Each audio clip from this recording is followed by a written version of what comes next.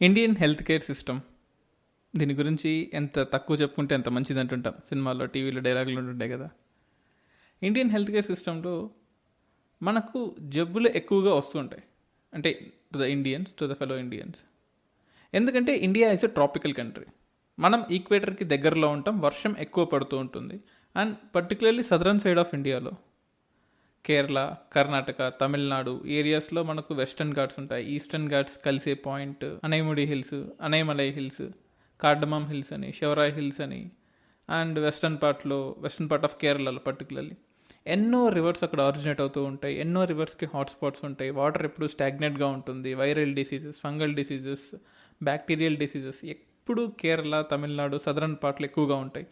దానికి తోడు మనకు సౌత్ వెస్ట్ మాన్సూన్స్ ఉంటాయి. అంటే ఫిబ్రవరి నుంచి రావాల్సిన వర్షం, ఫిబ్రవరి, మార్చ్, ఏప్రిల్, మే, జూన్, ఈ 4 నెలలు రావాల్సిన వర్షం మొత్తం కూడా జూన్ 1st, 2nd వీక్లో పడిపోతుంది. సో ఒక్కసారిగా వాటర్ మొత్తం స్టాగ్నెంట్గా అయిపోయినప్పుడు ఆబ్వియస్లీ డిసీజ్ క్యారియర్స్, మస్కిటోస్ కానీ, ఫ్లైస్ కానీ, ఇవన్నీ కూడా అక్కడ ఎక్కువ డెవలప్ అవుతూ ఉంటాయి. అండ్ జబ్బులన్నీ కూడా అక్కడ స్టార్ట్ అవుతుంటాయి. ఒక కేరళనే కాదు, Tamil Nadu, if you take southern part of Andhra Pradesh, forest లేకున్న రీజన్స్లో, సెంట్రల్ పార్ట్ ఆఫ్ మధ్యప్రదేశ్లో, నార్థన్ పార్ట్ ఆఫ్ ఇండియాలో. So Indian health system is a typical health system. ఈ హెల్త్ సిస్టమ్ గురించి మనం ఆల్రెడీ హెల్త్ సిస్టంలో ఏ కంట్రీకి లేని, అంటే ట్రాపికల్ ఏరియాలో ఏ కంట్రీలో ఇంత పాపులేషన్ లేదు. Take Indonesia, take Singapore, take Malaysia, Australia కానీ, బ్రెజిల్ కానీ, కాంగో కానీ, ఎక్కడ కానీ ట్రాపికల్ ఏరియాలో ఇంత పాపులేషన్ లేదు. 130 కోట్ల పాపులేషన్ అయితే ట్రాపికల్ ఏరియాస్లో లేదు. సో ఇంత పాపులేషన్, ఇంత డెన్సిటీ ఉన్న పాపులేషను, ఇంత వర్షం ఎక్కువ వచ్చే ప్లేస్లో, ఇంత రెయిన్ఫాల్ ఎక్కువ ఉండే ప్లేస్లో, ఇంత సన్ టెంపరేచర్ ఉన్నప్పటికీ కూడా వాటర్ స్టాగ్నెంట్ ఉన్న ప్లేస్లో ఎక్కువగా ఉంటుంది. కాబట్టి ఇక్కడ health system is a risky job to operate and a complex job for the both central government and state government. Of course health sector అనేది స్టేట్ గవర్నమెంట్ లిస్ట్లో ఉంటుంది. అంటే state government constitution of India ఏ పనులు ఎవరెవరు చూసుకోవాలని already decide చేసింది. Agriculture, health sector, ఇవన్నీ స్టేట్ లిస్ట్లో ఉంటాయి. కొన్ని సెంట్రల్ గవర్నమెంట్ లిస్ట్లో ఉంటాయి. డిఫెన్స్, ఏవియేషన్, ఇవన్నీ కూడా. అలా కాకుండా కొన్ని ఫైనాన్స్ సంబంధించినవి కాంకరెంట్ లిస్ట్లో కూడా ఉంటుంటాయి. So I think 22nd of January 2020 TV debate చూస్తున్నప్పుడు, రిపబ్లిక్ టీవీ అనుకుంటా, ఆల్రెడీ చైనాలో కోవిడ్ కేసెస్ బాగా పెరిగిపోయాయి అప్పటికే, ఒక రిపబ్లిక్ డేకి ఒక 4-5 days ముందు. అండ్ వెస్ట్రన్ కంట్రీస్లో అప్పుడప్పుడే స్టార్ట్ అవుతున్నాయి కేసెస్. ఇండియాలో కోవిడ్ గనక స్టార్ట్ అయితే స్టేట్ గవర్నమెంట్స్ దాన్ని బేర్ చేయలేవు. అందుకోసమని అట్లీస్ట్ టెంపరీగా అయినా సరే హెల్త్ సెక్టార్ని కాంకరెంట్ లిస్ట్లోకి మార్చండి. లేదా ఎమర్జెన్సీ వేసి, కోవిడ్ వస్తే ఇన్ కేస్ ఎమర్జెన్సీ వేసి స్టేట్ గవర్నమెంట్స్లో లా అండ్ ఆర్డర్, హెల్త్ సెక్టర్ని కంట్రోల్ చేయాలి. So prevention is better than cure. కాబట్టి are we prepared for the Covid అని ఒక డిబేట్ జరిగింది. సో అందులో చాలా వ్యాలిడ్ పాయింట్స్ ఉన్నాయి. వీలైతే మీరు కూడా చూడండి. అట్ ది సేమ్ టైం ఇప్పుడు, అంటే కోవిడ్ వచ్చిన ఆల్మోస్ట్ 6 months తర్వాత ఇప్పుడు సెంట్రల్ గవర్నమెంట్ ఉంటుంది, yes it is better if you shift from state government to central government. అప్పట్లో స్టేట్ గవర్నమెంట్స్ గొడవ పెట్టాయి జనవరిలో, మా స్టేట్ అటానమీని తీసుకెళ్ళిపోతున్నాయి, స్టేట్లో ఉండే ఫెడరల్ స్ట్రక్చర్ని నాశనం చేస్తున్నాయి. కానీ ఇప్పుడు రాజస్థాన్, గుజరాత్ లాంటి states, at the same time north east ఇండియాలో కొన్ని స్టేట్స్ అడుగుతున్నాయి, హెల్త్ని సెంట్రల్ సెక్టార్లోకి మార్చండి, we couldn't bear the expenses. మా ప్రజలకి కోవిడ్ లాంటి విపత్కర పరిస్థితులు వచ్చినప్పుడు మేము భరించలేకపోతున్నాము, దయచేసి ఎక్స్పెన్సెస్ అన్ని కూడా సెంట్రల్ సెక్టార్ స్కీమ్స్ నుంచి ఇవ్వండి, లేదా సెంట్రల్లీ స్పాన్సర్డ్ స్కీమ్స్ అనే ఇవ్వండి పోనీ, లేదా కంప్లీట్లీ సెంట్రల్ గవర్నమెంటే టేక్ ఓవర్ చేసుకోమనండి. సో ఇలా చేస్తే తప్ప మా స్టేట్స్ అనేవి రన్ అవ్వవు అని స్టేట్స్ రిక్వెస్ట్ చేయడం స్టార్ట్ చేసాయి ఇప్పుడు మెల్లమెల్లగా, ఒక స్టేట్ బై స్టేట్. అసలు ఇండియాలో హెల్త్ సెక్టార్ ఎలా ఉంది, అసలు ఫంక్షనింగ్ ఎలా ఉంటుంది? ఎక్కడో ఢిల్లీలో కూర్చొని ఒక లా తయారు చేస్తే అది అన్ని హాస్పిటల్స్కి, అన్ని పిహెచ్సిస్కి అండ్ ఆశా వర్కర్స్కి ఎలా స్ప్రెడ్ అవుతుంది? అలా కాకుండా డైరెక్ట్గా ఢిల్లీలో కూర్చొని ఒక చిన్న యాప్లో అప్డేట్ ఇస్తే మన గల్లీలో ఉండే ఫోన్స్లో కూడా ఎలా దాన్ని అప్డేట్ చేసుకోవచ్చు, ఇన్ఫర్మేషన్ ఎంత ఫాస్ట్గా స్ప్రెడ్ చేసుకోవచ్చు, ఎంత పొటెన్షియల్. ఇండియాకున్న బిగ్గెస్ట్ వెల్త్ ఏంటో తెలుసా? ఇన్ఫర్మేషన్. ఇండియాలో ఇన్ఫర్మేషన్ ఈజ్ వెల్త్, మిగతా దేశాలు కాకపోవచ్చు. ఎందుకంటే ఇంతమంది పాపులేషన్ ఉన్న డేటా, అందులోనూ హెల్త్ డేటా చాలా చాలా ఇంపార్టెంట్. అట్లీస్ట్ ఎడ్యుకేషన్ డేటా లేదా ఫైనాన్షియల్ డేటా అయినా ఒక రకంగా ఇంపార్టెంట్ కావచ్చు, కానీ హెల్త్ డేటా చాలా చాలా ఇంపార్టెంట్. ఇన్సూరెన్స్ కంపెనీస్కి, ఫార్మాస్యూటికల్ ఇండస్ట్రీస్కి అండ్ ఫుడ్ ప్రాసెసింగ్ ఇండస్ట్రీస్కి అందరికీ అవసరం హెల్త్ డేటా, ఎవరికి అక్కర్లేదండి. సో ఈరోజు మనం ఈ టాపిక్స్ అన్నింటినీ డిస్కస్ చేద్దాం.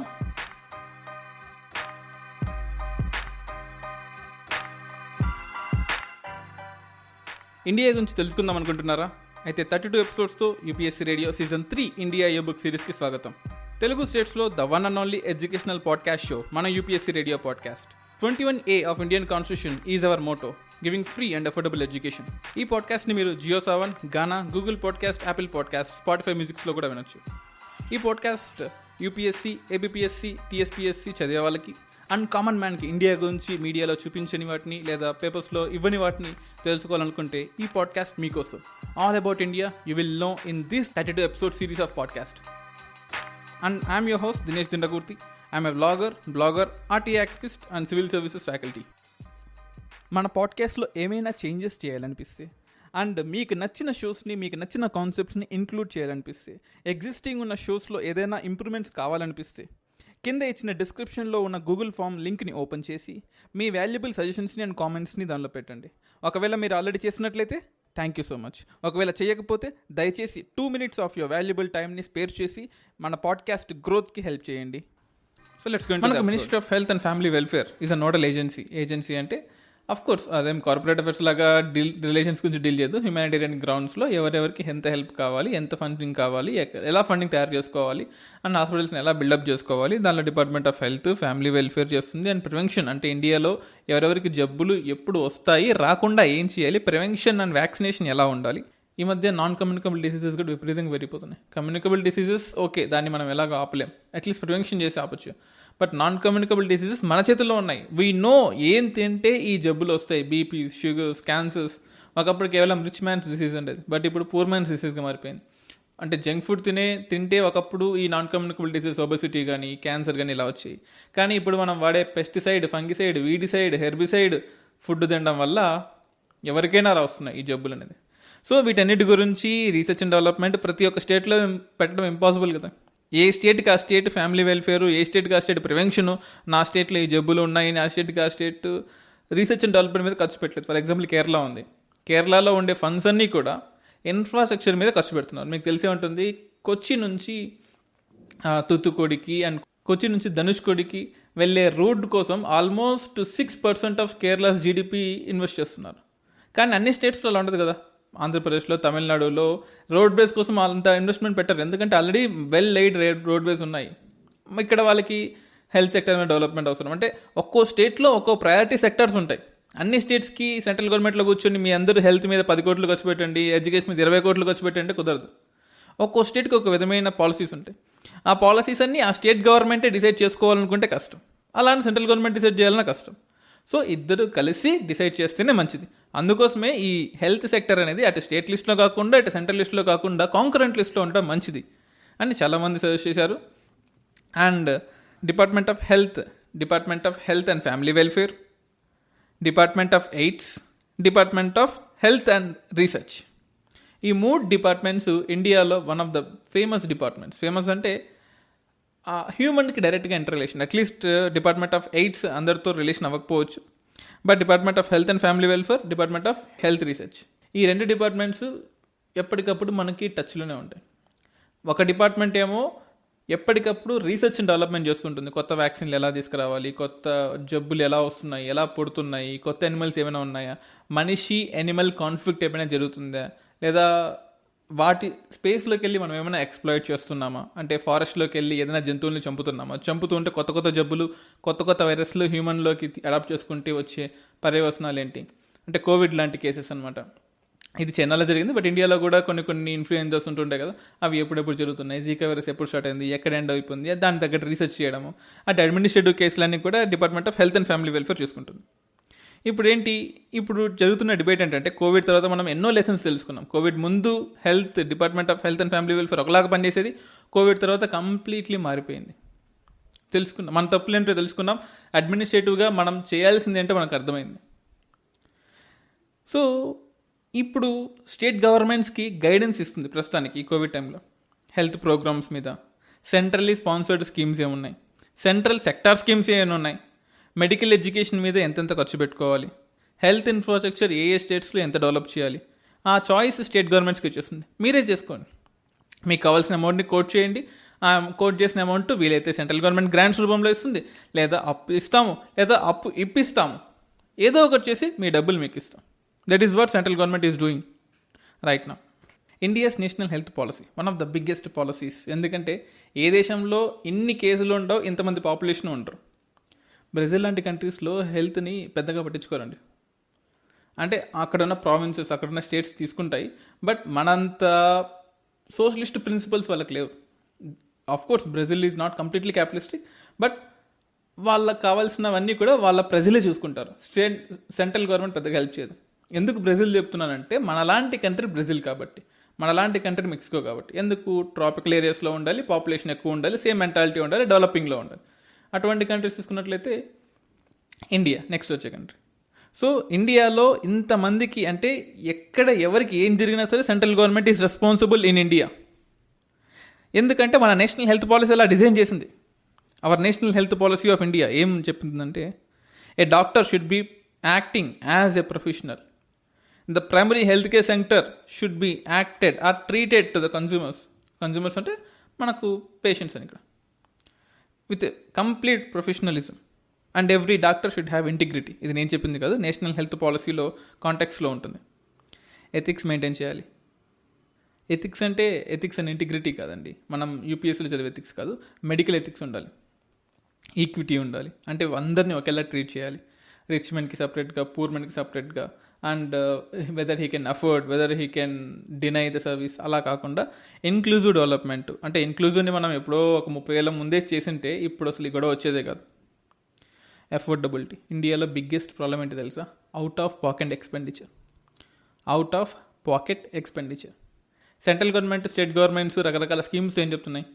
మీరు హాస్పిటల్కి రండి, సర్జరీ చేయించుకోండి, లేదా హాస్పిటల్కి రండి, మీకు కావాల్సిన ట్రీట్మెంట్ని మీరు తీసుకోండి, దానికి కావాల్సిన డబ్బులు మేము ఇస్తాం. కానీ కేవలం సర్జరీ చేయించుకోవడమో లేదా ట్రీట్మెంట్ తీసుకోవడమో సరిపోదండి. పోస్ట్ మెడికేషన్ తర్వాత జరిగే ఎక్స్పెన్సెస్ చాలా ఖర్చుతో కూడుకున్న పని ఉంటుంది. ఇండియాలో అన్ని జెనరిక్ మెడిసిన్ డ్రగ్ కాదు. ఇండియాలో వాడేదానిలో ఆల్మోస్ట్ 80% కూడా పేటెంటెడ్ డ్రగ్సే ఉంటాయి, చాలా కాస్ట్లీ ఉంటాయి. అంటే పారాసెటమాల్ లాంటి ట్యాబ్లెట్స్ కాదు, బట్ మ్యాక్సిమం ట్యాబ్లెట్స్, ఈ యాంటీబయాటిక్ ట్యాబ్లెట్స్ అన్నింటిలో మెయిన్ ఆ ట్యాబ్లెట్స్లో తీసుకున్నట్లయితే ఆల్మోస్ట్ 80% అన్నీ కూడా ఈ పేటెంటెడ్ డ్రగ్సే ఉంటాయి, which is not affordable by the common man. Generic Jan Aushadhi stores ఎన్ని తీసుకొచ్చినా సరే we're having most expensive drugs. So మరి ఇప్పుడు ఏం చేయాలి? Affordability is a major criteria. So అందరికీ డ్రగ్స్ని ఈజీగా అవైలబుల్ విధంగా చేసుకోవాలి. జనాలు వాళ్ళ ఓన్ పాకెట్ నుంచి కాకుండా ఆఫ్టర్ మెడికల్ ఎక్స్పెండిచర్, అంటే సర్జరీ కానీ పోస్ట్ ట్రామాటిక్లో ఉన్నప్పటికీ కూడా మొత్తం ఖర్చు సెంట్రల్ గవర్నమెంటే భరించే విధంగా policy, national health policy design చేయబడింది. And universality.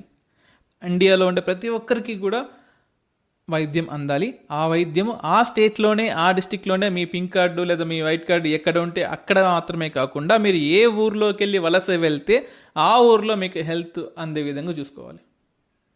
ఎందుకంటే బీహార్ నుంచి హైదరాబాద్కి వస్తారు, లేదా యూపీ నుంచి చెన్నైకో లేకపోతే వైజాగ్గా వెళ్తారు.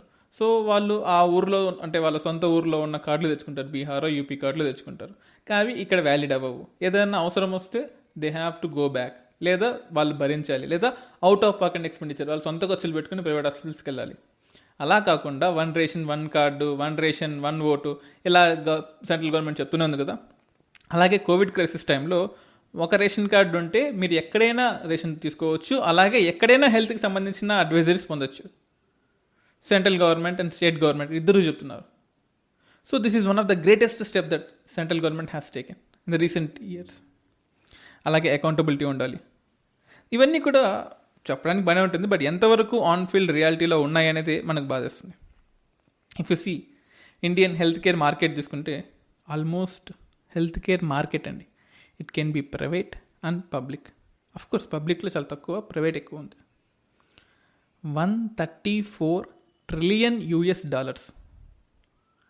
2022కి ఇంత వెళ్ళొచ్చని చెప్పుకున్నాం. కానీ ఇప్పుడున్న ఎస్టిమేట్స్ ప్రకారము $130 ట్రిలియన్ ఈ కోవిడ్ టైంలోనే రీచ్ అయిపోయిందంట. మనకు ఫస్ట్లో ఈ కోవిడ్ లాక్డౌన్ అయిన తర్వాత ఎవరు హాస్పిటల్స్కి వెళ్ళలేదు, హాస్పిటల్స్ అన్నీ కూడా మూతపడిపోయే అవకాశం ఉంటుంది, ప్రైవేట్ హాస్పిటల్స్ పర్టికులర్లీ అని ఉండేది. కానీ వన్స్ కేసెస్ పెరిగిన తర్వాత, హాస్పిటల్స్లోకి అడ్మిట్ అయ్యే వాళ్ళు పెరిగిన తర్వాత ఒక్కొక్కరికి 5 lakhs, 10 lakhs, 15 lakhs, 20 lakhs కూడా తీసుకుంటున్నారు. వ్యాక్సిన్ లేని దానికి కూడా almost we are paying 20 lakhs. So 2022కి ఆల్మోస్ట్ $133 ట్రిలియన్ బిజినెస్గా ఇండియన్ హెల్త్ కేర్ మార్కెట్ ఉండబోతుంది. అండ్ మెడికల్ టూరిజం, ఇండియాలో ప్రైవేట్ సెక్టర్ హెల్త్ చాలా బాగుంది. పబ్లిక్ సెక్టర్ హెల్త్ ఎందుకు ఇలా ఉందో చెప్తాం మళ్ళీ. ప్రైవేట్ సెక్టర్ హెల్త్ చాలా అబ్నార్మల్ హైలో ఉంది. అండ్ ఇండియాకి కేవలం మెడికల్ కోసం వచ్చే వాళ్ళు, మెడికల్ టూరిజం ఆల్మోస్ట్ 22-25% ఉంటుంది. అంటే $6 బిలియన్. అంటే 2018 తీసుకుంటే ఇయర్ ప్రకారం, ఎందుకంటే స్టాటిస్టిక్స్ ముందు 1 year బ్యాక్ ఉంటుంది. సో 2018-19 ఫైనాన్షియల్ ఇయర్కి తీసుకుంటే ఆల్మోస్ట్ $6 బిలియన్ కేవలం మనకు బయట దేశాల నుంచి మెడికల్ కోసం వచ్చిన వాళ్ళే ఉన్నారు. కానీ గవర్నమెంట్ స్పెండింగ్ ఎంత తక్కువ ఉంటుంది తెలుసా మనకు? కేవలం 1.4% ఆఫ్ జీడిపి మాత్రమే హెల్త్ కేర్ మీద ఇండియన్స్ కోసం ఇండియన్ గవర్నమెంట్ ఖర్చు పెడుతుంది. కేవలం 1.4%. 1.4% అండి. అగ్రికల్చరల్ సబ్సిడీస్ కోసమే ఆల్మోస్ట్ 2-2.25% ఖర్చు పెడుతున్నాము. అంటే అర్థం చేసుకోండి ఎంత తక్కువ ఖర్చు పెడుతున్నాము మనం. కానీ దాన్ని 2025కి 2.5%గా మార్చాలంట. మెక్సికో లాంటి కంట్రీస్, ఏది మన లాంటి కంట్రీ కదా మెక్సికో, సైజ్ ఎక్కువ, పాపులేషన్ ఎక్కువ, ఆల్మోస్ట్ 6% ఖర్చు పెడుతుంది. జపాన్ 6.5%, బ్రెజిల్ 4%, యుఎస్ఏలో everything is privatized. So USA పక్కన పెడదాం. మనలాంటి సోషలిస్ట్ కంట్రీ ఆస్పెక్ట్స్ ఉన్నప్పటికీ కూడా ఆఫ్కోర్స్ మనం ప్రైవేటైజేషన్లో ఉన్నాము. సో గవర్నమెంట్ హాస్పిటల్స్ కన్నా మనం ప్రైవేట్ హాస్పిటల్స్కి ఇంపార్టెన్స్ ఎక్కువ ఇస్తున్నాం. అంటే కేవలం 1.4% ఆఫ్ జీడిపి మాత్రమే మనం హెల్త్ సెక్టర్ మీద ఖర్చు పెడుతున్నాం. అందులో మళ్ళీ 40% ఇన్సూరెన్స్లోనే ఉంది. అంటే you are not developing the capital infrastructure of this country. అంటే కొత్త హాస్పిటల్స్ని బిల్డ్ చేసి కొత్త ఎక్విప్మెంట్, రీసెర్చ్ అండ్ డెవలప్మెంట్లో పెట్టట్లేదు, ఇన్సూరెన్స్ మీద పెడుతున్నాం. అది కదా మన బాధ. సో ఎప్పటికైనా సరే మనం రీసెర్చ్ అండ్ డెవలప్మెంట్ మీద, క్యాపిటల్ ఎక్స్పెండిచర్ మీద మనం ఇన్వెస్ట్మెంట్ పెట్టాలి, రెవెన్యూ ఎక్స్పెండిచర్ మీద కాదు. ఈ హెల్త్ అండ్ ఫ్యామిలీ వెల్ఫేర్స్లో పార్ట్ 1ని ఇక్కడితో ముగిస్తున్నాం. అండ్ పార్ట్ 2ని అండ్ మిగతా కాన్సెప్ట్స్ని అండ్ ఇండియాలో ఉండే కొన్ని స్కీమ్స్ని నెక్స్ట్ ఎపిసోడ్లో వినండి.